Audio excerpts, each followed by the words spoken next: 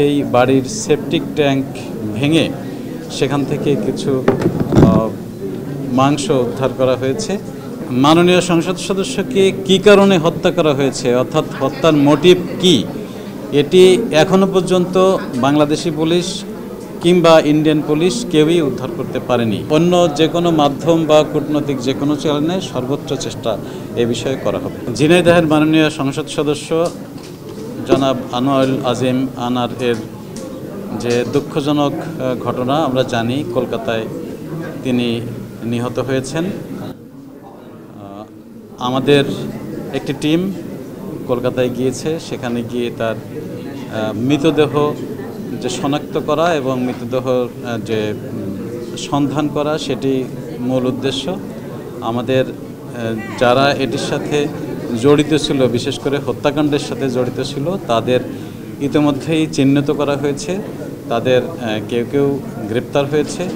আর মৃতদেহটা আমাদের কাছে মূল ছিল, সেটির জন্য আমাদের টিম সেখানে গিয়েছে। সেখানে গিয়ে যে ভবনে এই ঘটনাটি ঘটেছে বলে আমরা ইতিমধ্যে জানতে পেরেছি ইন্ডিয়ান পুলিশের সূত্রে, সেখানে সেই বাড়ির সেপটিক ট্যাঙ্ক ভেঙে সেখান থেকে কিছু মাংস উদ্ধার করা হয়েছে। সেটি খণ্ডিত কিছু মাংস উদ্ধার করা হয়েছে। সেটি আসলেই আমাদের মাননীয় সংসদ সদস্যের কি না, সেটি ডিএনএ টেস্ট করলেই কেবল বোঝা যাবে।